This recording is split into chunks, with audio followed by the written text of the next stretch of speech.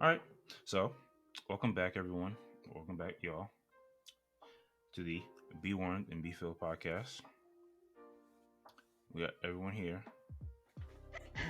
We got the guys, the gang, the bros. We got Ace. So, We got Wes. Yo, We got Ghost. it's good. And we got myself, QuestLando. Guys, how we all doing? How we all feeling? amazing. Pretty good. Pretty good. over here. Amazing. I'm all right. Dope, for sure. Is there anything that we want to get off our hearts? Anything we want to get off our chest before we jump into everything? Had a great week. One of the best since last summer. Dang, either you got a promotion or you got some good news from a PYT. No, it just went well. Just everything went well. Absolutely. Good weekend. I got Friday off, which was Wait, not expected. you were off yesterday? Not to go with Yeah. the smoke and mirrors? Yep. I don't know why I would even ask that. Like, I feel some type of way about that, but well, let's continue.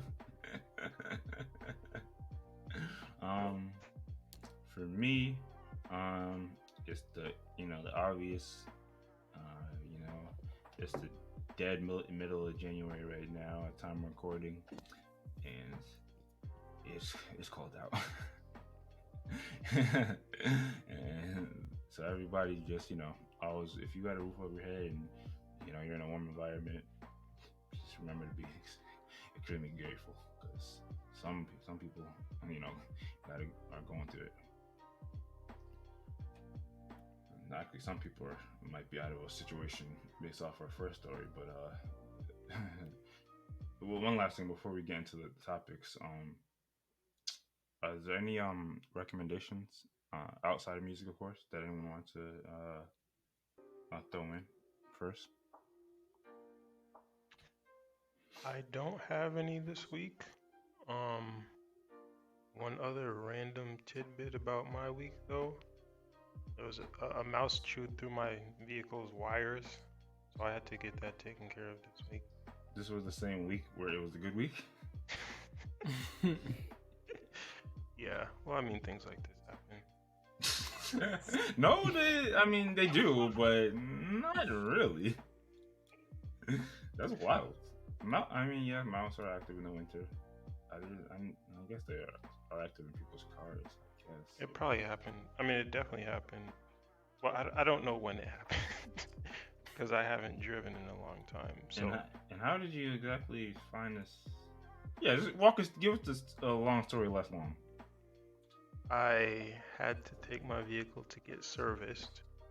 When I got it serviced, when I drove it to get it serviced, I noticed the check engine light was on, and also cruise control wasn't working. And they found that the reason for that is because my wires were all chewed up. Dang, that's crazy. I don't know who you stole all this optimism and happiness from, but if my check engine light comes on during my week, I'm not coming back here and saying, yeah, I'm fooling, I'm feeling amazing. But absolutely, I'm assuming everything got resolved and you're back straight. It's resolved. I just need to pick up my vehicle. I have a loaner right now. Oh, nice. They put you on something nice? Yeah. It's basically my mom's vehicle. Dang, except a little bit smaller. Then they put you in a nice ass whip. Then that's how they get you, but that's how they get you sometimes. They put you in a nice whip, a newer model. But that's true. Let me not. Anybody else got anything? Week of OT, but it wasn't terrible. Yeah, nothing than that. 9 hours, basically. What'd you say? You worked my hours. Yeah. I took Ace's shift a little bit this week. People that don't know y'all are gonna think y'all work together, but that's neither here nor there. All right, bet. Well, is there anything else? We'll get right into topics, and if y'all do think if there, Wait. I feel like there was one more this week. I got one. If you're adventurous and have never done it, try salmon roll. What? I said try salmon roll. What is that? Caviar. why didn't you just say that, big dog? This is not technically caviar. It's a long discussion. But salmon eggs. They're pretty good. There you go. I remembered. I made an active stock investment this week. There we That's go. big. Here we go now we're to the economic podcast. You want to share your inside trader secrets, or are you gonna just say it like that? No, I mean I won't say what I bought, but my goal was just to buy something that's shown steady growth. I don't really care about rapid growth because I'll just hold it. Boring. There you go. Well, Are you ready to set up your long-term portfolio? I actually can't. My accounts are a little tied up right now, but I think I will be able to in a couple weeks. all right. Now we're getting kind of TMI. Well, let me know. If anyone is interested in getting some stock tips from Ace, hit him up on his social medias. You can find that in the description below. Yeah, Greg E. Thompson at Instagram. We're just gonna keep you stepping right past all this. Is there anything else?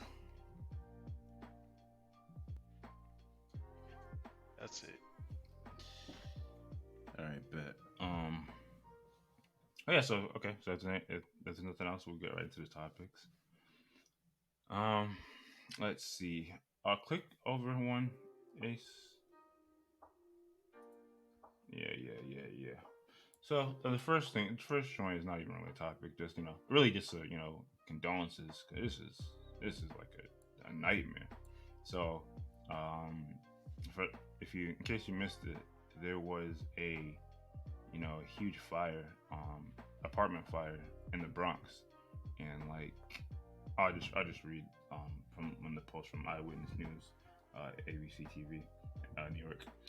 We are learning that about the 17 people killed in a high-rise fire in the Bronx, and hearing the loved ones who are now living a nightmare as they mourn the loss of their friends and family. Yeah. So, yeah, basically, a few people were passed away due to a fire in the Bronx. Man, and I always think about like just the infrastructure of New York and cities like that. Like I know like apartment buildings and just buildings are in general are set up to like have certain measures, to prevent and if in case of fires. But stories like this just, man, it hurts my heart. And I don't know how it's controlled to the extent that it is. But yeah, and one of the updates out of the story is that the survivors and those impacted by the fire, they're filing a $1 billion lawsuit against the building's landlord.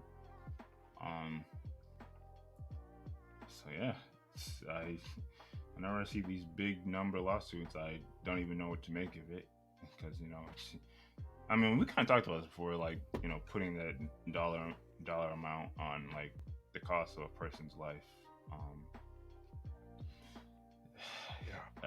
It almost seems like they should just get it. Yeah. So this is 10 times the amount that the guy got for being called the N.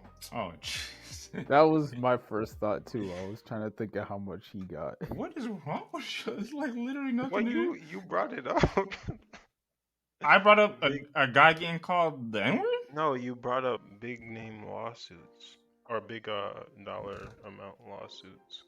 Okay. I guess you didn't. It's not specific. Fair enough. I'm not mad at that. Making connections. Yeah. The moral of the story is, rest in power to everybody that passed, and you know, hopefully everyone does get their just due. And man, yeah, that's just another reason I don't know. I mean, and obviously there's levels to this. Like I'm sure some buildings are set up way different than others, but I don't know if I could live in these high-rise buildings like that. Yeah. 5 dozen others that's injured. Oh yeah. It's worth mentioning. Like there was about I believe they said the final number was 16 people who actually died, but like yeah, many people were like injured. I'm sure like the injuries varied and the amount of damage. The crazy part is just the damage alone. It probably like if you were just repair that building, it probably is upwards of like hundreds of millions already. So Plus people's possessions. man, facts. Like yeah, I get it. But yeah, like I said, we're not spending too much time on this. Yeah, salute to all the people impacted, and hopefully things get resolved. But there's nothing else. We can move on to the next joint.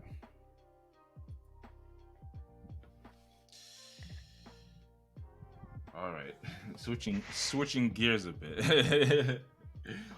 So I'm a little. I mean, and depending on how you look at it, a little more lighthearted. So let me paint the picture for you. Actually, no, I'll just read it. I kind of wanted to like intro this a little differently, but I'll just read it. So, you see, and I guess I'll give this context. So, this Canadian politician, because at first I didn't know why this. Yeah. I didn't even know why this blew up in the first place. But yeah, this guy named John Reyes.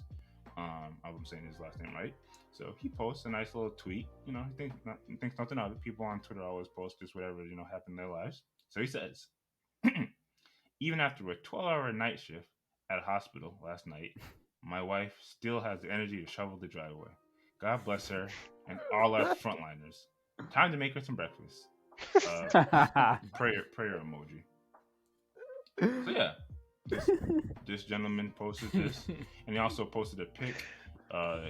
Hopefully, it'll be up on the screen of indeed his wife out in the driveway. That looked like a fairly decent driveway. It's kind of hard to tell with all the snow, but it seemed like it's spacious. Shoveling the snow.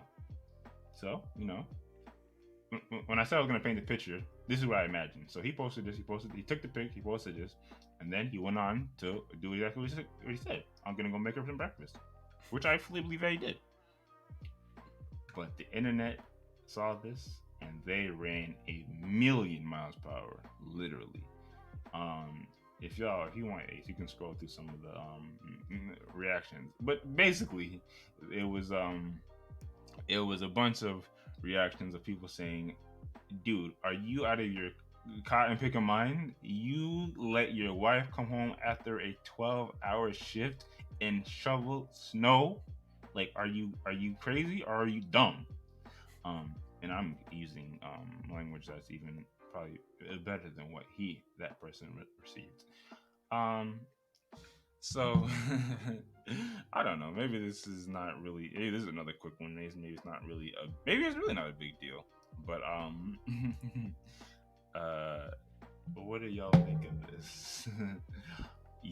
Could you imagine a scenario in which you have a significant other and they just got off of work, doing a double-digit number of hours, and they start shoveling snow?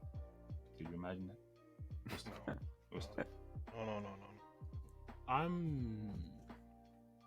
My first thought was to question whether this guy is disabled and perhaps cannot shovel. But because that would be one of the few excuses, one of maybe the only excuses that makes any kind of sense. But yeah, no, this don't make no sense. Once you find out that she's up, I mean, even if he took the picture and said what he said, he should have said time to go shovel with her. It's still, I'm gonna make breakfast. Time to go help her out. Like, I don't know. Like, because let's say dude had he has a different schedule and he literally is sleeping at that time, and that's what they've arranged. She's out and he sleeps, and then he gets up in the morning and does his thing, and she does her thing. But once he realized that that's what happened, it snowed a lot. She got to shovel the driveway or whatever. The driveway needs to be shoveled. Then he should be like, oh, let me get out there too, because I don't, that don't make sense. So, oh Lord. So, let's cut to the chase. We all feel the same way. Like it makes no sense for first. It really makes sense for if the wife didn't work, and then it snowed, and then she's the one that's out there shoveling first. At least for me. But I guess if you wanted to play lazy politician's advocate, do we in the internet have this mentality? He's too tired of staying up last night watching tennis. Interesting. Because he tweeted. He tweeted the night before about tennis. Interesting. Yikes. Are we? He stayed up late for this one. That is wild. Are we? And I might have to put that. Are we looking at this crazy because of? And we had a conversation about this of the general mindset that we all have. Like, is there really any inherent issue with the wife getting out there and staying on the grind? Like, she's already up, she's already active. Why don't you? What's the problem with grabbing a shovel and shoveling some snow? I think that it's part of it, part of the reason why this dude's getting this much backlash. But I feel like even if a woman posted this, that after the dude gets back from a 12-hour shift and he's shoveled, then some people might have a problem with it. And the fact that it is a dude just makes it 10 times Yeah, worse. see, I wouldn't though. Yeah, no, I don't think I'd say much. So, if the dude did the 12-hour shift and came and did it, just be like, I would actually be very happy. Well, if it was me, I would be very happy that my wife was making me breakfast. Yeah, I'd be looking forward to the breakfast. I'd be straight, I think. So y'all are letting y'all gender role bias influence. Yes, 100%. All right, just keep it honest. 100%. All right, I think you do have a point, Go. I think some people would rally if it was the other way around. Not many. And it would probably be more so jokes instead of real deal slander like this guy's getting. This might be the boldest tweet I've ever seen in my life. Like, what was he thinking posting? I'm telling you, this guy didn't think nothing of it. This isn't the first time. This isn't the first time something Canadian news anchor? No, he's a Canadian politician. This isn't the first time something like this has probably even happened. He's probably very used to his wife taking the initiative on things like this.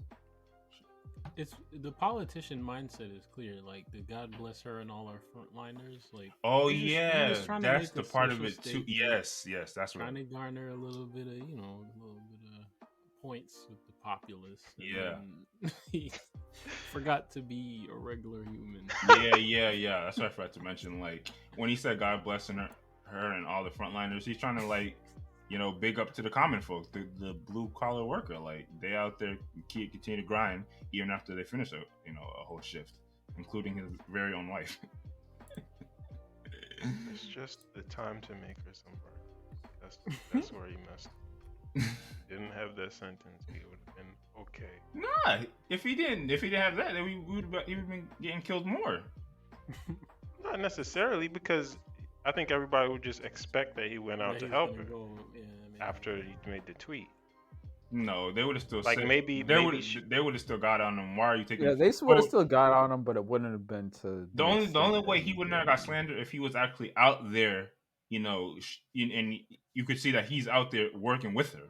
And even then, he would listen. The internet, as much as the internet wants to be on the world equal thing, the internet does not want to see you post about how your wife just got done working and you're making her work more. That's just, it wasn't gonna fly. And by saying he's making a breakfast, even though that's kind of making him seem like he's not the the leader in this equation. We're not necessarily going No, to. the problem We're is not going to take it that far. the problem is that it implies he's not helping more so than that he's not being. But he's in his mind, he's doing his part though. You My brain just because of that gender role bias. What you just said. exactly. But if it was opposite, if like you guys said, if he came home from the work shift and he shoveled and the wife was like, I'm making breakfast, y'all would be like, oh yeah, it's straight. This ain't even. So this ain't even nice. alternate scenario here. Maybe what if he makes the breakfast and then goes out and says, "Go eat breakfast. I got the rest." By the time he finishes the breakfast, she gonna be finished. Yeah, now you put assumptions on it. You put like, if he's bold enough to make this tweet and post and talk about making breakfast, he's not going out there to finish the job. Yeah. No, I don't think he has that in his plans. But I'm just saying, like I said, I like to give people the quality they want. If it would be alright the opposite, why is it not alright in this scenario? I mean, y'all already said it. It's just that inherent gender role bias that we all have, but people just don't like to talk about. Amen. City Boys up this. Yeah, amen. It definitely sounds like something a rapper would say. A rapper wouldn't even say the breakfast part. He would just, I'm making my woman work for me, but that's cool. She look like she doing there. She don't look like she's struggling. At the very least, she don't look tired. I don't know if you can really take. You are looking at a silhouette. What are you talking about? Yeah, I don't know if you can really take that away from this picture, but it's fine. Good form. Yeah, exactly. Good form. Put your back into it. Don't put your back into it.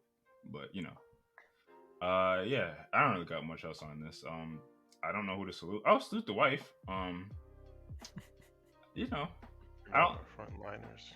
Oh yeah, the frontline. This dude's face too. Man, Canadians don't know no better. No offense to any Canadians out there. Yeah, I don't got nothing on this. It's not enough. We can move on to the next joint. All right, so here's some science fiction. Pause that real quick. So I can read it first. And I guess lower that value. And here's some science fiction news that I don't know if I should be. I'll ask you. The thing reads, scroll up a little. China's artificial sun, yes, it's in quotes, but that's what it says. Artificial sun set a new world record after superheating a loop of plasma to temperatures 5 times hotter than the sun for more than 17 minutes. Yes, what I just read is what it says. So I guess I don't know if this is really science fiction. Like it's really just kind of reality. like I don't know. I have so many questions, and maybe not all of them are even important, and maybe I just don't understand. What do y'all make of what y'all? Are y'all used to are y'all familiar with the concepts of artificial suns? No. Let me start. Yeah, I watched Spider-Man 2. There you go. That's a good reference. Wow. It looks sick. It also looks quite terrifying. What am I looking at?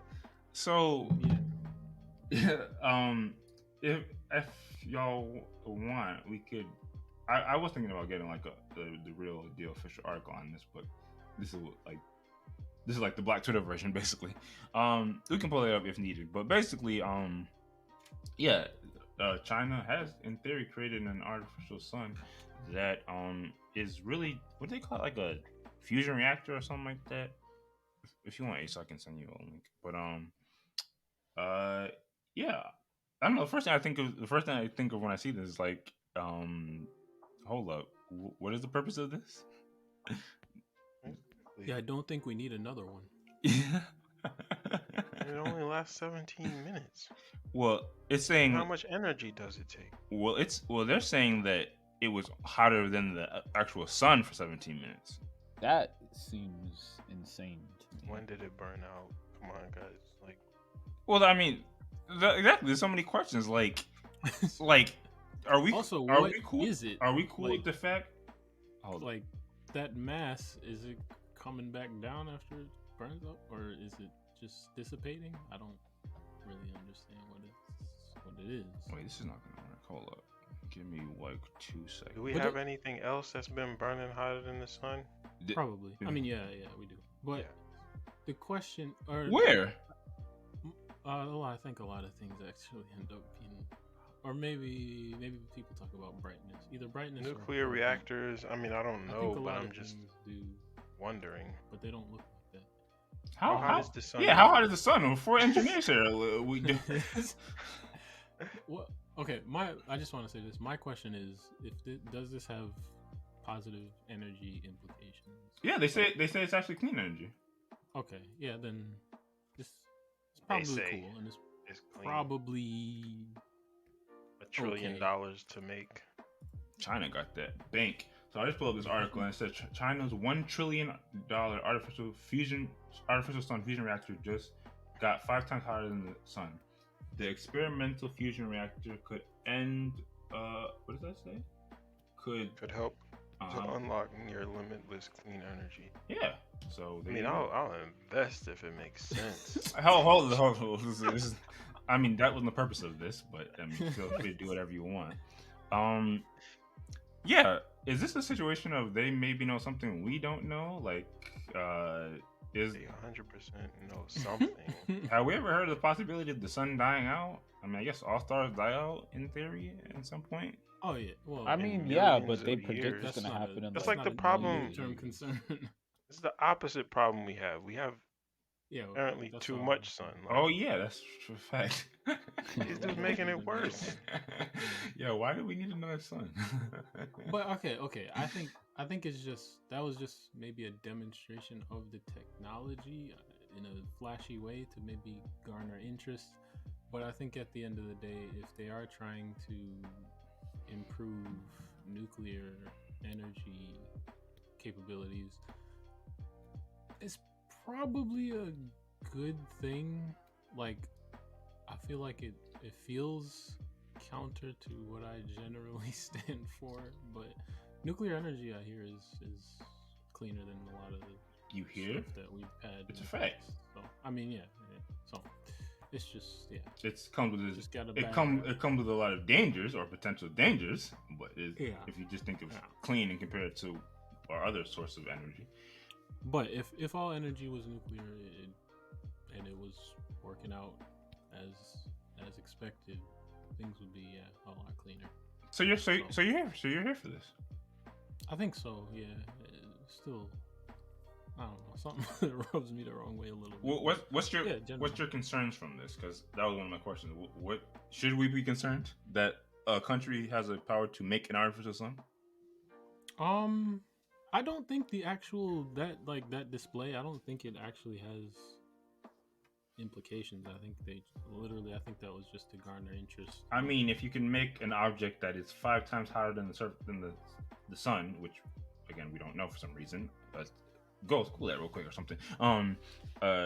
Wouldn't you think they have the capability to, like you said, create a spirit? Yeah, create a spirit bomb or something like that. I mean, we For already some got reason, it just atomic doesn't seem that bombs. way. Like, Yeah, well, yeah, That's a that fact. too. That's a That fact. too. Yeah. they want to Everybody shoot got those nuclear off. They energy. can do that anytime. Yeah, so I Thank you. It doesn't Thank strike you me for almost revitalizing the Cold War. We don't need people to be worried here. By the way, apparently the surface of the sun is around 6,000 Kelvin or 10 million degrees. So Look at that. Look at that. I Wait, highly say that again. doubt Say that That's again. a silly number. Say it again. 6,000 Kelvin / 10 million degrees. 10 million. 10 sounds million ridiculous. degrees. Wait, Seems hold like up, hold up. nuclear reactors. Maybe that's not though. right. I'm seeing 10,000 Fahrenheit. By the way, Which this is is actually revealing to me that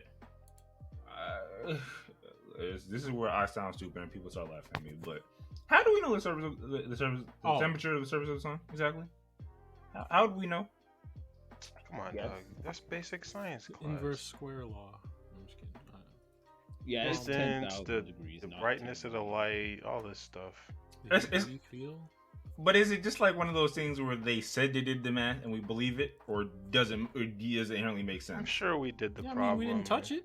We You did put the a problem thermometer in on it. physics. And That's justified what I'm it. saying. Like, can we just admit that this is one of those things where they said they got the formula, but we just believe it. Like this, We 100% derived the formula in thermodynamics. I'm not gonna go back because you're right. This is like the college thermodynamics, and someone could be hear this 100%. and laugh at me. But we do got to acknowledge the fact that some science is like we believe in the science. Absolutely. Yeah, we didn't put a thermometer in the sun. Exactly. No, I but- can't confirm it. You can't confirm it. I guess Nobody can confirm it. It's kind of a tangent, but I think they said they just flew something into the sun recently. Yeah, and it burned up to a crisp. But I mean, I'm sure they did it for a reason. I'm sure they. Unless you can fly something to the sun close enough, and then before it burns up, you can get the data back. That's what I'm saying. I would assume that's what they were doing. I can't confirm because I don't remember the story and I didn't dig in. But But I mean, do we know how we're measuring the temperature of everything? Like, why does it have to be contact? Or does it have to be contact for you in order for it to be a valid measurement? I mean, it's just a matter of like proving stuff. Like in real reality, like there are things that I can prove. Like it's not really. Yeah, I'm saying though. If I put a weight on a scale, it's gonna give me how much the thing weighs. But at the same time, I can Google how much the sun weighs. Nobody put the sun on the scale. Yes, what I'm saying is based on your example of getting something close to the sun and then measuring the temperature. At what closeness would you be satisfied with the temperature? Does it have to touch the sun? No, not at all. So it can be some distance. Could be away on from Earth. Well, yeah, exactly. Why couldn't it be on Earth? It's less so about the... That's a valid argument. Now you're responding with valid arguments. I'm not gonna even lie. You got me. I mean, it's less so about the proximity and more so about there being an actual way to prove it instead of just theoretical Right. stuff. Right. Yeah, I agree. The lightning apparently is hotter than the sun. At least the air that is heated around lightning is hotter than the sun, according to NASA. So the sun really ain't shit.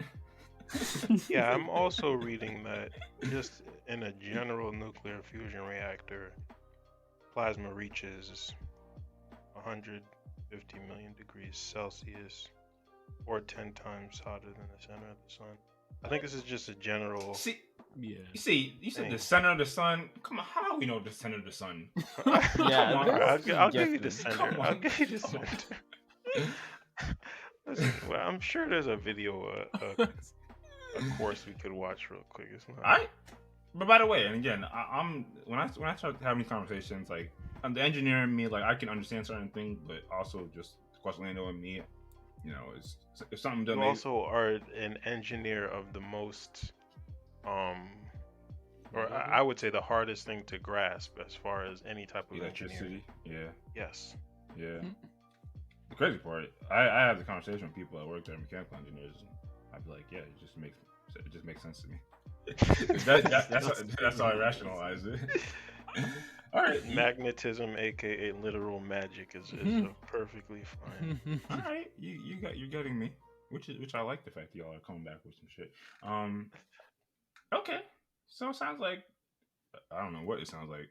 we're cool with this. I guess it's actually not a big deal. It's the crazy part. Yeah, I think that's what it resulted in. I don't know what they were shooting up though. Still, like it looks wild. That's what I'm saying. Yeah, because we still don't know the purpose of this.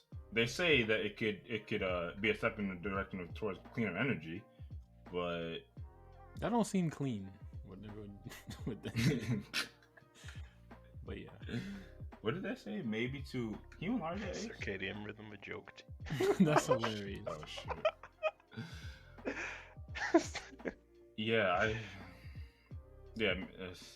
I wish I could provide more to the audience, but it kind of seems like it's just a matter of they know something we don't know. What movie is that? Chronicle of Riddick, where they were on a planet with multiple suns? I mean, I know that's like a recurring thing. Tatooine have two suns? Tatooine did. Chronicles, I feel like it only had one sun, but it was super close to the planet. you couldn't be outside when it was out. Oh, that's what I was gonna say earlier. Man, on a hot summer day, even where we live, it'll feel like you'll die if you stand outside too long. So you're telling me we can create something that's hotter than that? That's crazy. And it's obviously way smaller. It's just, I don't know. Maybe this is like common knowledge to most people, and I sound stupid, but it's fine. China got artificial sun. I have no. Oh, I was gonna say something really wild. I have. I'm not the most patriotic person in the States, but if I was the president, I would try to one up them and build the artificial moon. Maybe two. Wait, wouldn't that be dangerous to do that? I don't know. I would build something even more. I think this girl gets it. I would give it. You want to read it? It's called a fusion reaction, and that's a rocket launch. They didn't create a sun. They created a metal donut. What? Okay. Well, I mean, you could. So they just heated a metal donut and tossed it in the sky. I mean, you could argue what makes the sun the sun. I mean, we wouldn't argue it, but you could argue. Wait, what? What if the sun was a metal? What if the sun was a metal donut? Somebody said, "When did God say we can't create a sun?" Okay, we're getting into some interesting territory. None of us are here saying it's unlawful to do this. We're just questioning why you would want to do it. But yeah, I don't have anything on this. If anything, it's just an interesting story. And again, if I was the president or the top scientists in the United States, I would do something to one up them. I don't know what that thing is, but even if that's a rocket launch, why does it look so sick? I don't got anything else on this. Y'all got anything else? No. If that's the case, we can move on.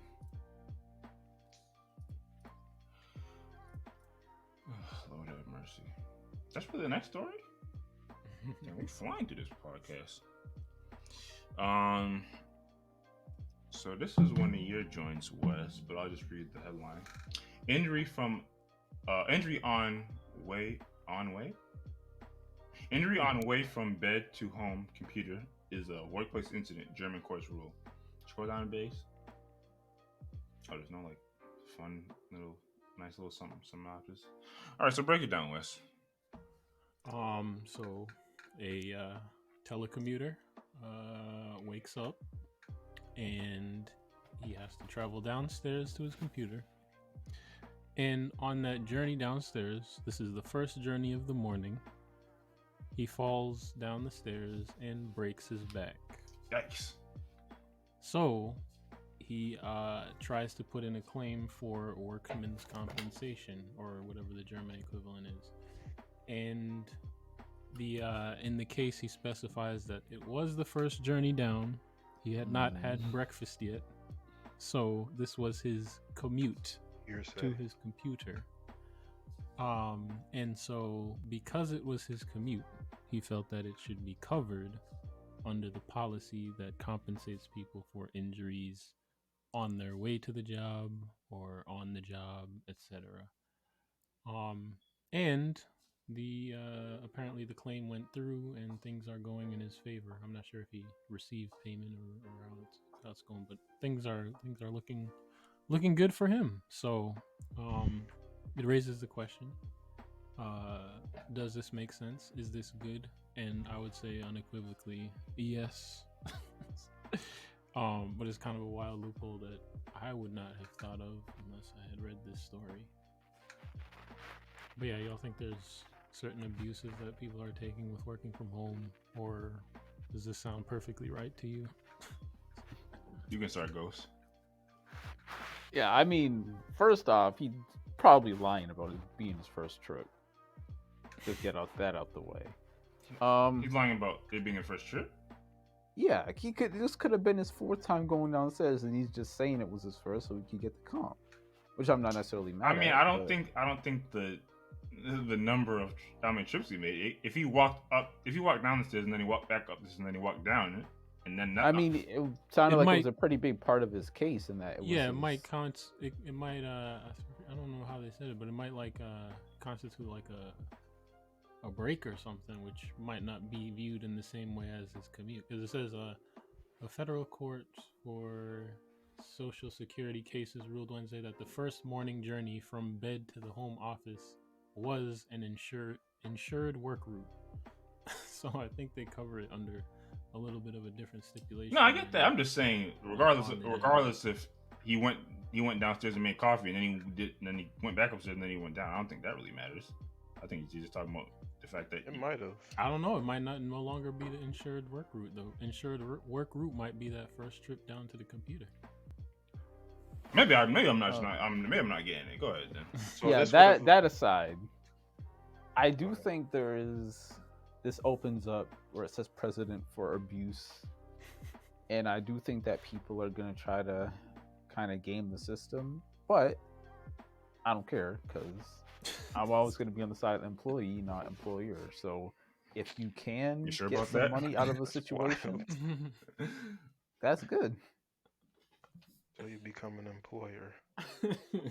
Yeah, and when I become an employer, then I'll switch sides. But for now, sound fake as hell, but we'll let you rock. Yeah, I mean, I think it's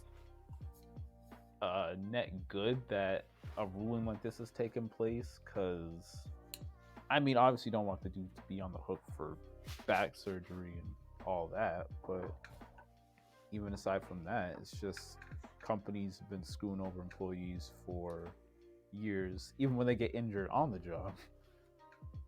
And, but I mean, we're talking about Germany. Like, what do we really know about? Okay, Germany that's companies? fair. I'm well, just because of international news, we can still, I guess, yeah. In a situation like if it happened to your next door neighbor, if in a situation like this happened, do you think it'd be justifiable for them to get workers' comp if they're working from home?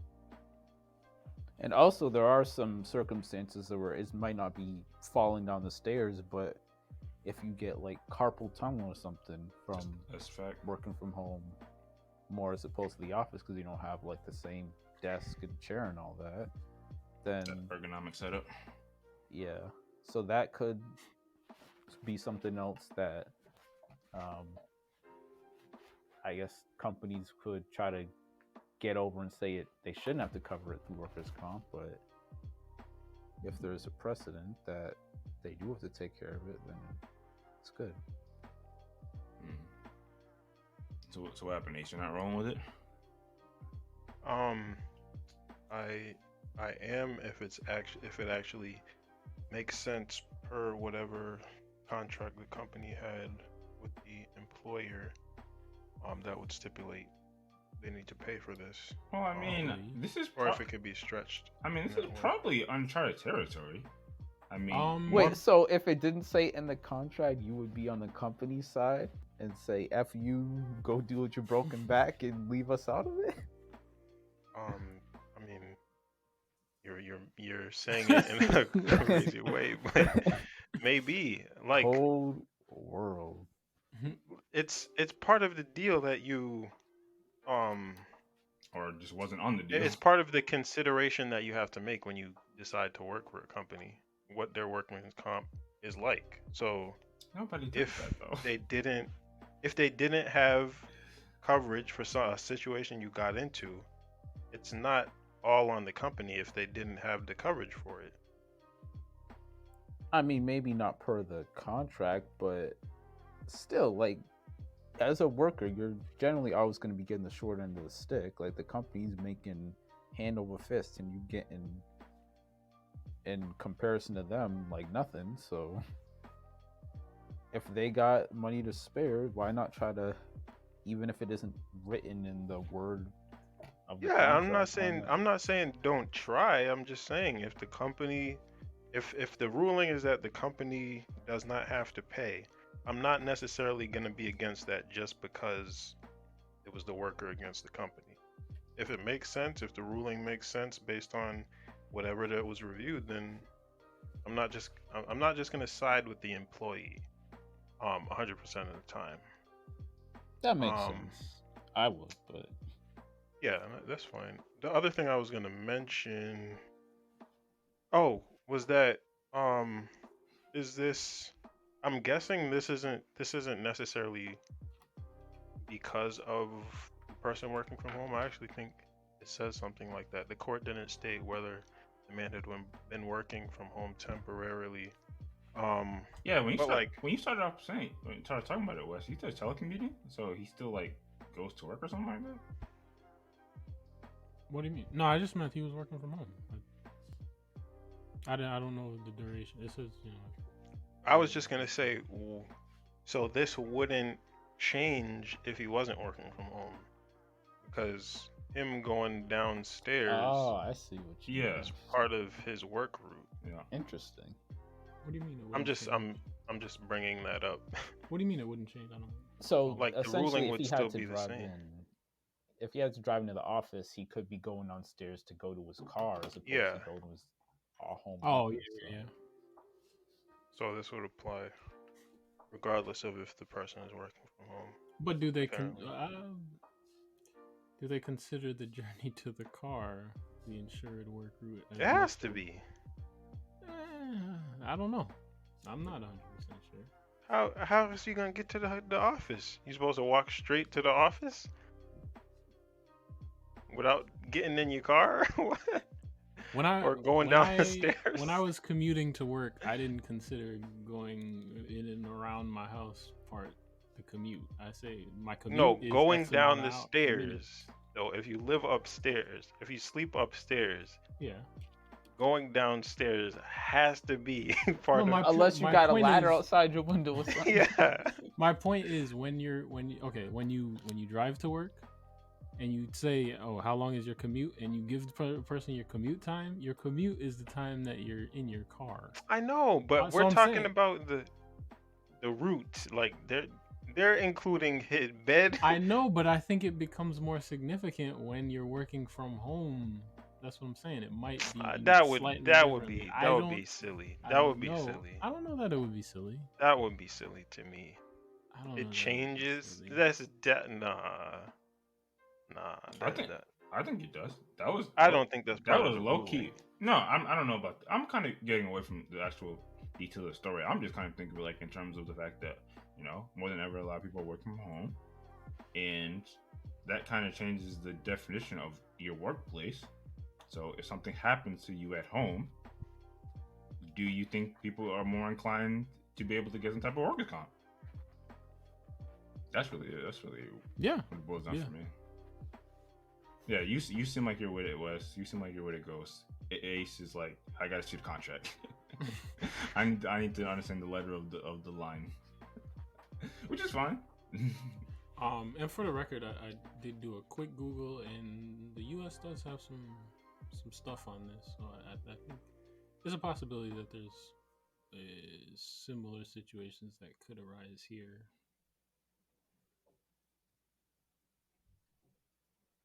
Oh, there you go.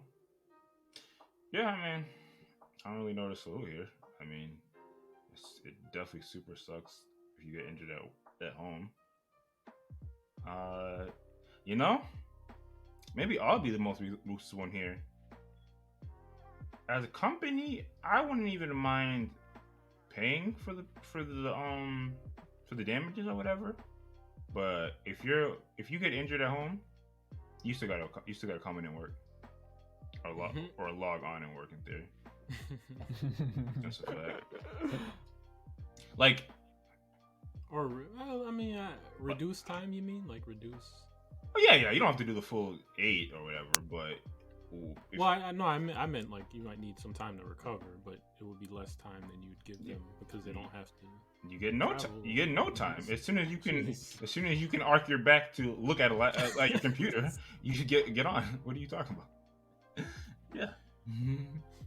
Like, I could like if you're on pain medication and your joint is jacked up, I don't see you being as productive. all right. So Obviously, I get it depends on the level of the severity of the injury. If you break your entire back, yes. But if you sprain your ankle, man, if you don't get in your office chair and get to work, but I'm just kind of being funny. It's not. Which is a point though, because I think working from home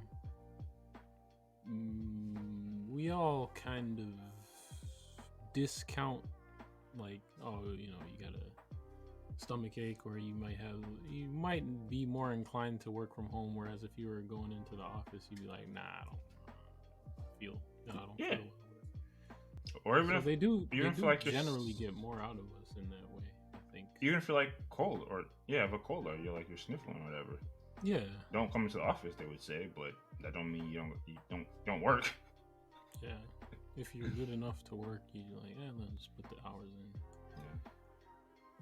But that's just my take. Obviously, it's not that serious. I know some people do have way harder stances on both sides of the spectrum than me or us here, but I don't know.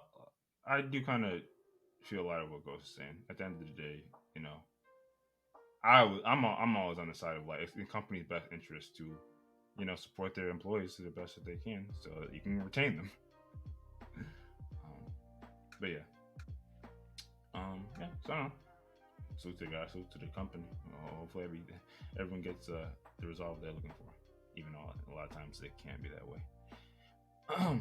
Okay, so if there's nothing else on this show, we can move on to the last show.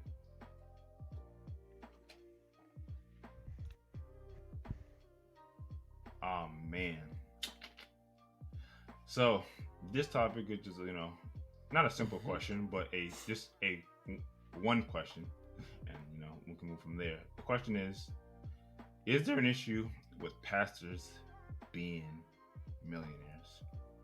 So it seemed like just this guy at Coney Jen on Twitter, he just posted a simple thought they came across. A pastor should not, all caps, be a millionaire, dog. It's not normal at all. And then somebody reposted it and said, recorded the tweet and said, a pastor should not be a millionaire off the backs of his or her congregation. So yeah, it's interesting that we never bumped into this. I think we might have talked about pastors a bit in the past, but I don't think we ever talked to. Did we talk about tithes before? I'm not sure. Probably. But yeah, I guess we're definitely bumping into it now. Just a conversation of like, what's our thoughts on pastors being super wealthy, and I guess it's specifically if they're making money, the money they're making through the church. Let me see who would have the least hot take. Wes, you start. I would agree with the quote tweeter. Yeah, because what the pastor does to make his money on the side for himself or whatever, is what the pastor does. Actually, the pastor taking money as payment, I'm not really. Come on, let's keep it a buck here. Come on. It's a podcast. We keep it a buck. Be honest. Yeah, I don't think you should be really making a salary off your congregation. That's weird to me. At all, you're saying? Yeah, you shouldn't be pocketing that. It should go back to the church. Like it should be for the people and for whoever might need it in the community. Like you should be doing things for the church and the community with the money. Bigger. If you need a bigger space, or if you need better accommodation for the people there, or if people are out and down and out, you should be able to help with that. You shouldn't be taking a salary. So just so we're clear, your thought is that the role of a pastor should be completely voluntary. No income should be associated with it. I'm just trying to think, because I know there are pastors who literally only tend to the affairs of a church or multiple churches, and I don't necessarily think that's bad. And I do think that if they are doing that much work, it is kind of a lot, but it still don't quite sit right for me. I'm thinking like smaller churches, especially, to make that, to make one church your location and make a salary on it. I think you should have a job, especially if it's a small church. And if you make money on in your side job and you're a millionaire or whatever, but It should not be Being a from millionaire off salary. a side job is funny. Well, yeah. I shouldn't even say side job. A job. Yeah. You are a pastor as well. Yeah, no, I'm a little torn on the salary thing, but generally, it should not be making you rich. The congregation should not be making you rich like that. No, not at all. All right. You cap that. Jeez. Cap it. No, that's definitely a sentiment of If a lot of people on social media. Yeah, like even if that is all you do and you tend to multiple churches and it is a full-time quote unquote job, cap the salary. Like, don't take any more than X amount and donate it. Like, nah. All right. Sounds relatively reasonable. Well, so far. Goes. I think you're on the opposite end of the spectrum of reasonable. So, what do you got to say about this? First of all, I love when I love starting off. First of all, my anti-pastor take is 100% reasonable. Oh, okay. All right. Fair enough. Interestingly enough, despite the fact that I am against what pastors do especially for like mega churches and stuff in general, in this case, I think I'm with Wes, because I wouldn't say that it should be a volunteer job, but I think there should be a cap, or it should be looked at like a salary, like you make like $80,000 a year or whatever. It's a fixed amount. Yeah. Hold up. Okay, so you said it. Okay, if we're gonna start putting caps and salary caps on pastors, let's go. The number? Yeah, we'll go through real quick. What is it? And I guess it's always gonna depend on the size. It depends on location. Okay, so for a small church, a congregation of 20, a classroom size of people, how much? Wes? A classroom? A classroom size, a college classroom. That's not a livable wage. Oh, so it shouldn't be livable. Why? It shouldn't be low. Wait, I mean, this is not because my thought is if you have one small congregation, your activities aren't necessarily a full-time job. I mean, you could make it that, but I know of situations where people led churches and all right. they didn't put take any money. Okay, regardless of if it's livable or not, what's the number on it? What would you? If they pull the salary off of a classroom size. A classroom size.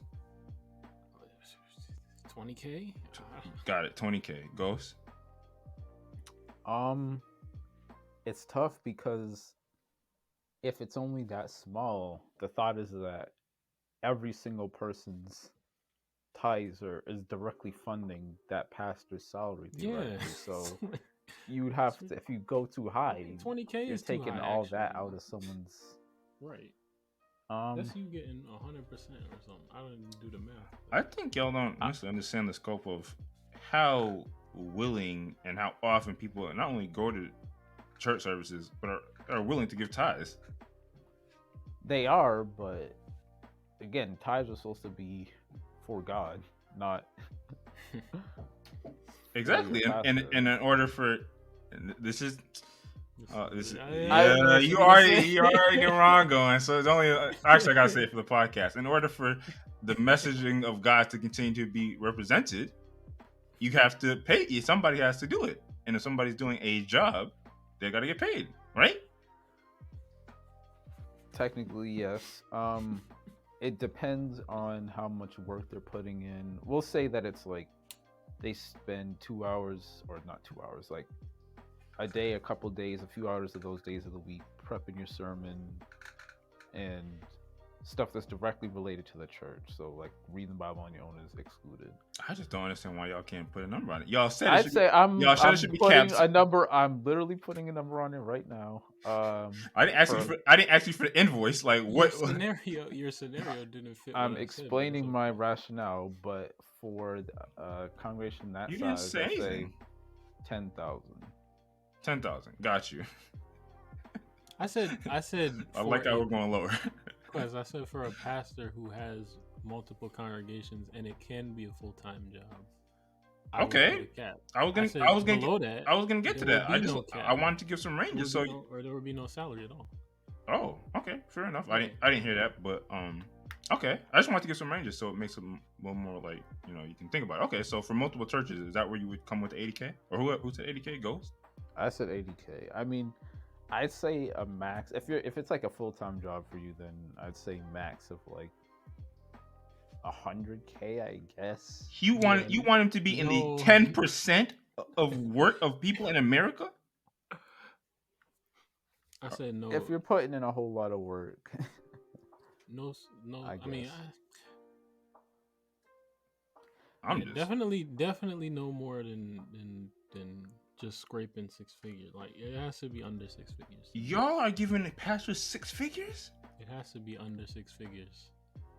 Ace, are you hearing this or am I tweaked out? Yeah. So for me, I don't think there should be a cap. If people want to give the pastor the money, let him give him the money. If this is the setup that people want, I don't really care to try. Oh wait, so you're cool with the millionaire pastor? Yeah. Oh, okay. I like nice and diverse. But Hold on though. But you're more so you're not like you wouldn't be contributing to it, but you're not against Exactly.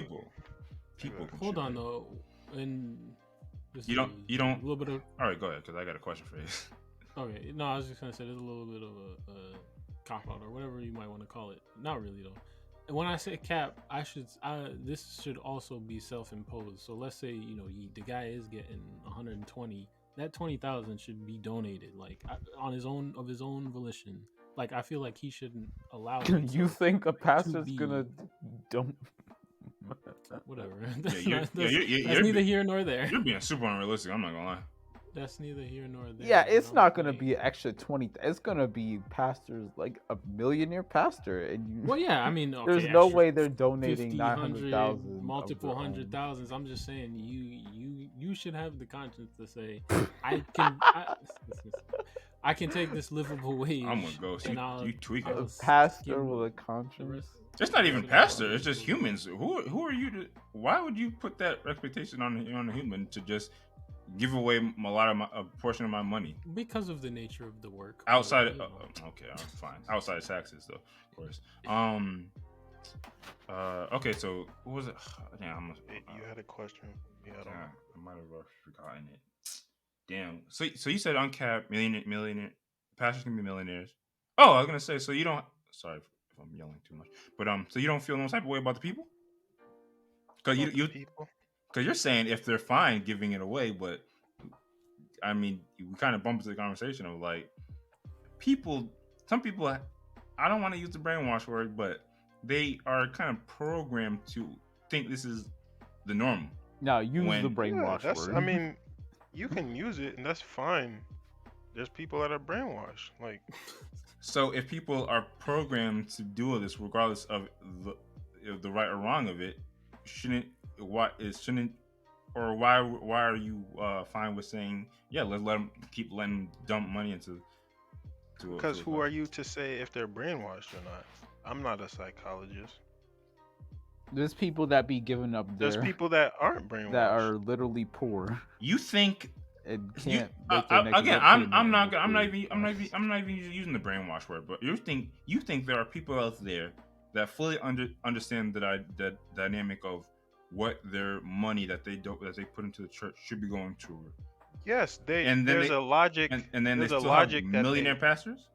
Yeah, there's a logic that they're employing that makes them come to the decision that what they're doing is okay. If they're fine with that logic, then let the system continue. You believe that? Wait, what you just said. Some people don't take into account what happens to the money. They don't really care. Like it's not part of their calculation. They just know it's supposed to go to it's going to a church and they're supposed to do this with it. It's kind of like giving a homeless person money. Yeah. You don't. It's like some people will say it's not like giving a homeless person money is different from giving a grown ass. Listen to what I'm saying. Some people will scrutinize the homeless person and say they might buy liquor, they might buy drugs, they shouldn't. So I'm not going to give it to them. Some people will say, I'll give it to them. I don't care what they do with it so much. They should do the right thing, but I'm doing this because I feel that it's a good thing to do. We understand we understand the analogy, but that Yeah. but it doesn't work in the concept of when you just look at the two uh, this respective persons you're giving the money to. It's just like we talk about giving money to each other all the time. We're just not gonna give each other an exorbitant amount of money for no reason. It just doesn't necessarily. There's a reason though. Yeah, there's a reason. What's the reason? That's the point. The pastor, the people feel the need to give the pastor money to sustain themselves, or maybe it is the pastor's full-time giving... job. It's the pastor's wage, whatever you want to call it, a tithe, a wage, whatever. The pastor is being paid for what he's doing. I think you're overestimating the care that people have for the pastor. I think it's more so they want to give it to God. Yeah. And the pastor is just the go-between. I will say that's what I was gonna say.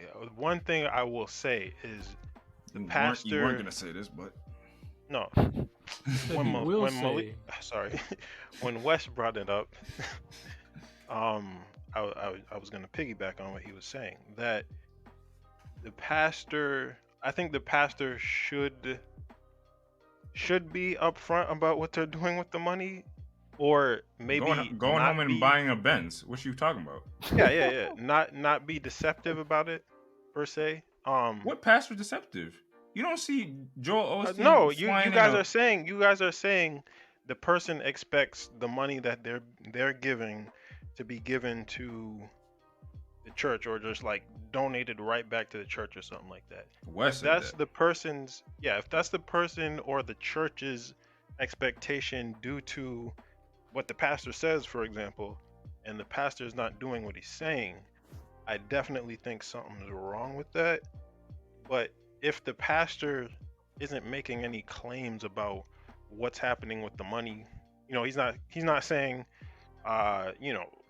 donate this money for this family or something like that, and then just pocketing it. If there's no claims like that, then yeah, I don't have a problem with it. And I was gonna bring up too, tithes. I mean, when we think about the Levites, the 10% was because, or partly, I can't remember if it was fully or partly because they didn't have their own land. They were disseminated through all the rest of the tribes. So the money that was going to the church, or the wage or whatever, it was to take care of the Levites, 100%. Not 100%, but yeah. I mean, not 100%. Yeah, partly going to the church and all that. But it was partly to take care of them and their livelihood. So if you stretch that and apply it to stretching. That's not that much of a stretch. I wouldn't use that logic for modern day pastors. I'm gonna keep it I'm gonna give it a buck. I guess not, but I'm just saying, if the Levites were being taken care of off of tithes, then pastors today being taken care of or living off of the tithes, or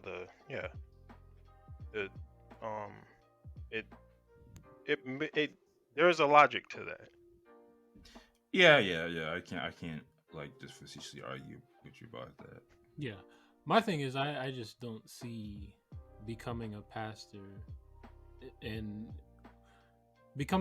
being a wealthy career choice, or a six-figure salary career choice. That feels very wrong. I was gonna say, like, one of the things I was thinking about like earlier is like, and this might be confusing to what I sound like I'm arguing against, but like, no, because even though people are against, like, the sentiment is a lot of people are against pastors being millionaires, to me it's kind of just like, you could boil it down to just an equation. If you are a pastor and you oversee multiple churches, you're just gonna generate more revenue. That's just more tithes. Just the more you're preaching, the more revenue you're gonna generate. Mm-hmm. And yeah, but And if you But and if you preach so much, if you have sermons, like some pastors are like traveling pastors. Some pastors yeah, go all over the states, all over the world. They visit mad churches. So if you hold enough sermons throughout the month or throughout the year to where um it adds up to a million, that's just what the income is. There's not really my anything back but and forth about it.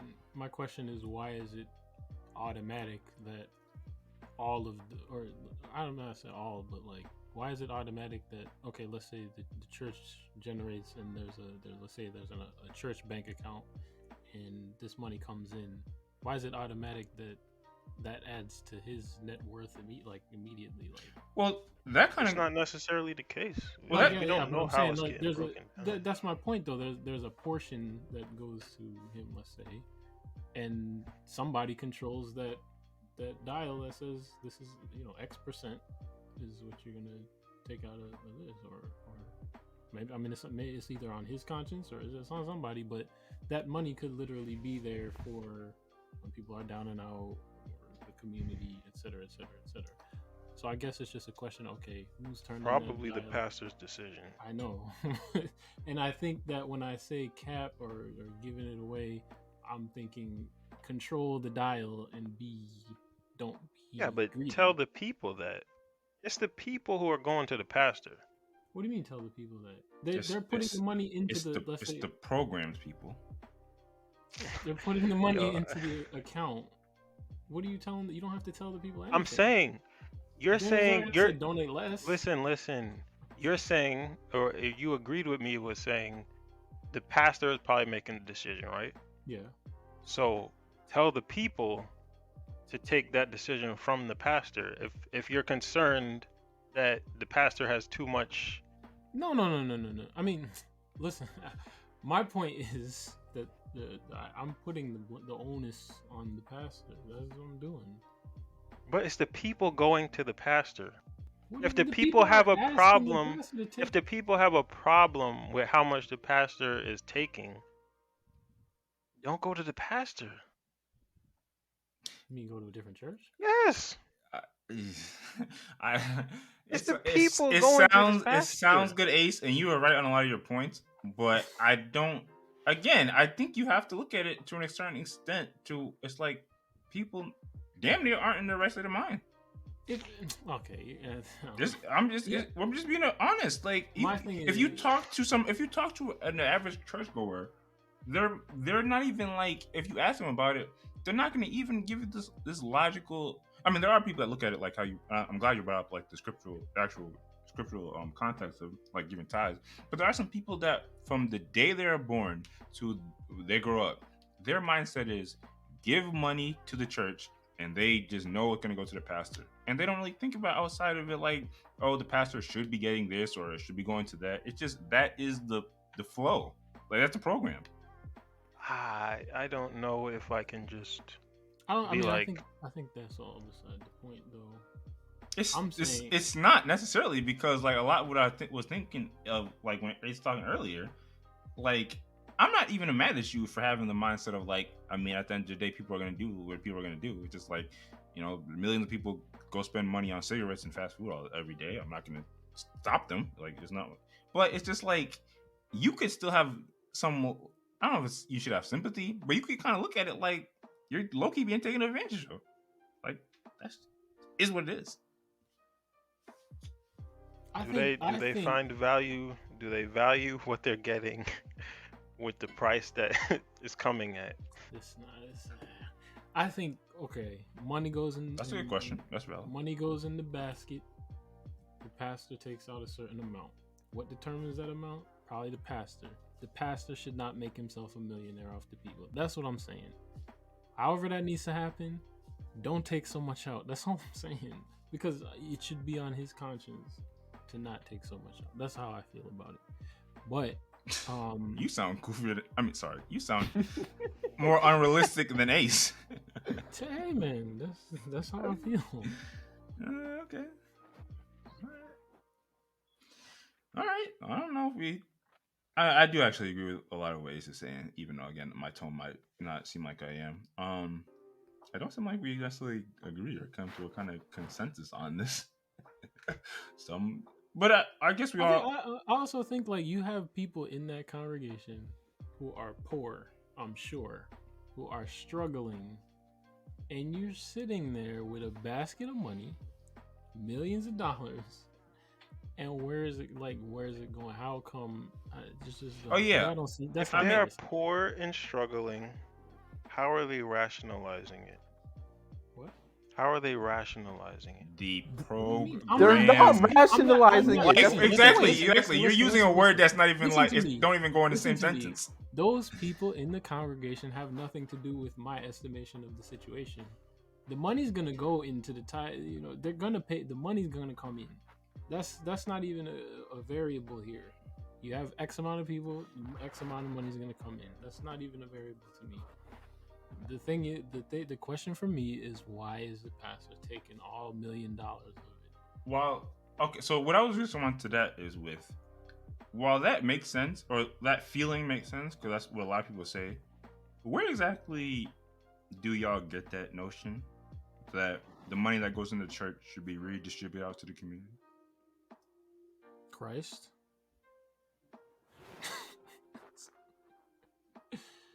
That's it. I mean, yeah. I mean, the example of Christ, the words Christ said, as far as taking care of the poor, and I think there was a scripture about selling all that you have and giving to the poor, like and yeah, providing just the example that Christ led in terms of caring for people who are less fortunate is where I get it. And by the way, I'm asking. I'm not here to to argue. I'm just. Yeah. I could in your could congregation suffering from money problems and you're a millionaire? That doesn't add up to me. again, I know I know the reason, but I don't necessarily I'm just thinking from an average pastor perspective in an average church. I think it's not. I mean, you could obviously you could pull scriptures, but it's not necessarily inherent that my role as the pastor is to make sure the community This is not prescriptive. I'm saying is dealt with. my My role as a pastor is to make sure the word of God is getting out. That might be it. That's just my thought process behind it. And again, I would tend to agree if I was in that position. If someone, and I think I think it's safe to say for most part they do. If someone is literally in the church and they they got into an accident or something, the pastor is not just going to say pray for them. The pastor is typically going to say, "Hey, I don't know. I think I have heard stories. There's yeah, That's what I'm talking about. Scriptures they These are the say people- the pastor's supposed to feed the flock, so I would think you're always going to hear a story. But if you, multiple ways. on average, if something happens to one of the, it's almost just like in the best interest. It's like how the government gives money to people. Like you can't just let the people starve to death and die. Then you'll have less people that come to the, to the church. Which is my point. But you have the option, and we expect, like you said, we expect that. At some point there's going to be this person's down and out. We starting a collection or whatever it may be. That's expected because that's the good thing and the right thing to do, and you're putting that on. I mean, you put that on the pastor to lead It's that good type thing. of thing. It's a good thing to us. Therefore, the same way, I would say to do that in all cases, like hold them accountable to not take the whole piece. That's what I'm saying. That's understandable. I guess what this kind of boils down to is the different perspective on the onus and responsibility that you place on the pastor. Again, I don't think anyone will argue there are definitely multiple scriptures that you could use to they could reference in terms of what the pastor's responsibilities are and what they should be giving back. I just don't know if that is it just don't come off as that's the mindset of a lot of pastors and a lot of people that attend churches. I don't see how you could see it that way, honestly. But I don't know. I don't even know if we answered the question. They know what they're doing. That's all I'm gonna say. So you think these pastors have malicious intent? I think that they have they have to see the disparity between the lifestyle they choose and the lifestyle of a normal person in the congregation. The disparity don't make no sense. So they have to. They might rather have to wrestle with that on their own conscience, deal with it with God, but don't make no sense. And if they don't see it, then they're really just too far. If I'm these pastors, I'm in a lamb truck. I'm flying jets. Man, I'm closer to God than y'all. So what are you talking about?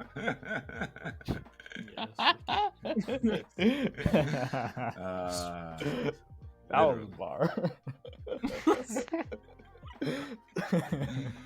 Hey man, I'm just saying. But yeah, do we even answer the original question? Should pastors be rich?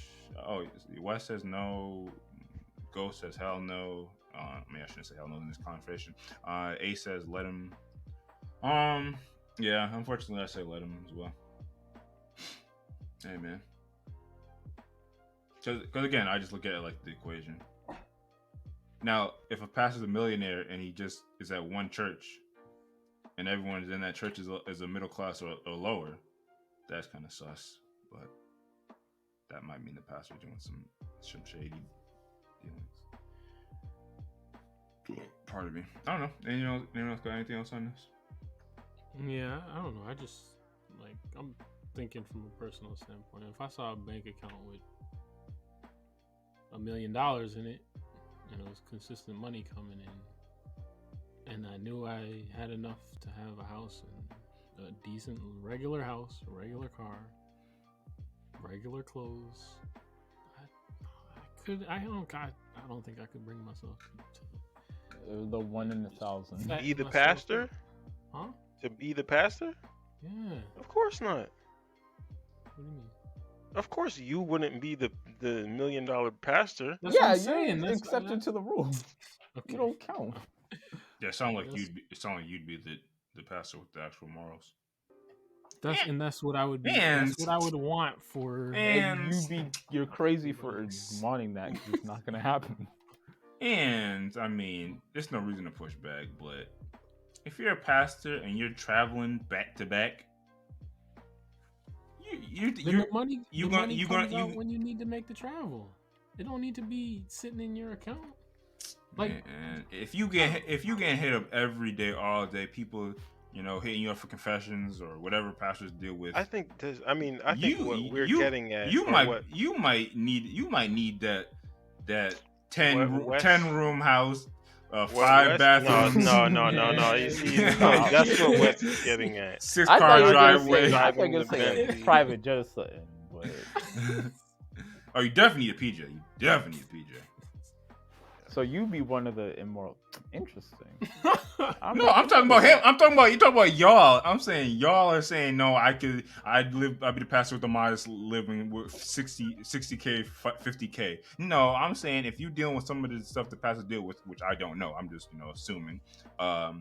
You would maybe want the lavish lifestyle so you can go home and have really. That is some of the worst logic. Come on now. That's what these pastors think. It is some bad logic. I just allegedly did what they did in Acts, where like 3,000 plus people got saved. Why can't? Yeah, technically they have the most important job. Well, we see. Okay. Anyway, theoretically. Yeah, in theory. But anyway, I'm just fake pushing back on you, saying that I'd be the moral pastor. Obviously, I'm just joking. Yeah. I guess salute to all the pastors out there that have that super modest living. Yeah. At the end of the day, pastors are still going to be pastors. Yeah, there's nothing else on this. I guess we're done with topics and we can jump into music.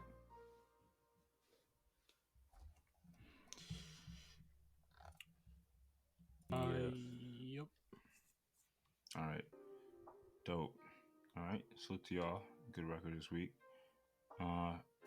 Although I'm definitely coming to the conclusion I really don't want to hear, or there's a very small amount of time and place for instrumental music for me. I gotta hear some record. I gotta hear some bars or some singing. let's see.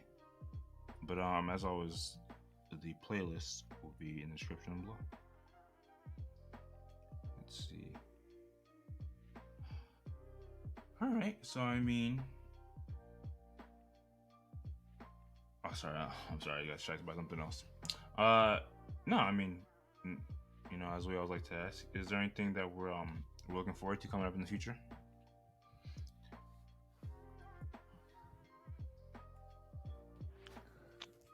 Monday will be a light work day. Wait, you have to work? Yes. Yeah, I traded Friday.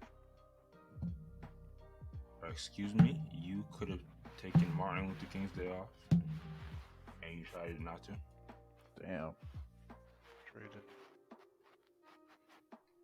I'm just talking. Who cares really? But yeah, that's definitely mine too. Like I'm not used to having Martin Luther King. I guess maybe we had that off when we were in school, but yeah, I'm not used to having that off as an adult. So yeah. And low-key, I didn't even have it all back in the day because if you did sports in high school, even when they had a day off, you still had to come in for practice. So that's what I used to. But yeah, I'm gonna enjoy that day off and use it to catch up on all the stuff I've been not able to do. Like last week, I didn't even get to like do a lot of editing, which I was depressed about. But yeah, so that's what I'm looking forward to. The day off. Yeah, I'm just hoping for the point where this rush project with the overtime slows down, which should be sometime this week coming. So We'll come in here and tell people about your jobs. Boy, I tell you. And that ain't no information. Man, for all intents and purposes, I am jobless. All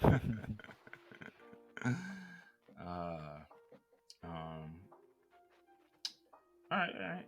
So I mean, some people. I want to make a joke about. So you're using clairvoyance to ace. That's how you know it's gonna be easy. Expecting work to be easy is always funny to me.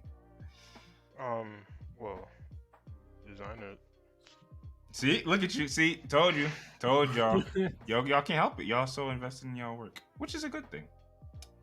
Anyway, now for the warm quote of the week / advice. It's actually not a quote. It's more so advice, and it kind of comes to the story. So, not a story because it didn't really happen to me, but so I'm watching this stream, right, and this up and coming artist was talking to this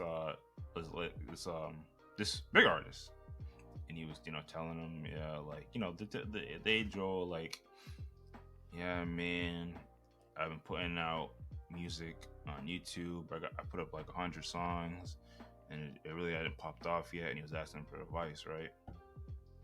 And this is the advice that what the artist told him. And it's the typical cliche thing that you might hear from a bigger artist, a big celebrity. But I don't know. I'm gonna just reiterate it because it was funny and very authentic in the moment. You just give him the advice of when it comes to like working hard for anything, especially for creators, but for anything really, you really shouldn't look at it as on a level of I put out this amount of work, so and stuff hasn't popped off yet, or I should be at a certain level.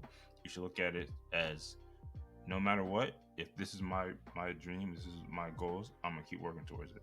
And he said something not real. He was like, you put out 100. But that doesn't mean you stop. That just means you gotta keep working. Maybe you gotta put it at 1,000, and maybe that's when it pops off. So yeah, it's just the age-old advice of you should never look at what you've done as that sign that you should be at a certain level. And he told him something else real about even if it hasn't popped off, or you aren't where you are, you aren't where you want to be at 100 things that you dropped. If you give up now, then you'll never get there. If you keep going, you at least have that possibility. So yeah, just to pass it on that message to all the creators and people that are on their grind right now. Okay. And if there's nothing else, you know, salute to y'all. I thank y'all for coming on here and doing this podcast thing, week in and week out for the most part. Thank you to any and all listeners. The support, the feedback, just the, the general checking up is definitely super greatly appreciated. And we hope, listen to this podcast that, you might have gained new perspective. You might have learned something new, like the fact that humans have the ability to create an artificial sun. Or maybe you just found it entertaining. But if none of that happened, then all we have to say to you is be warmed and be filled. Thank you. Good night.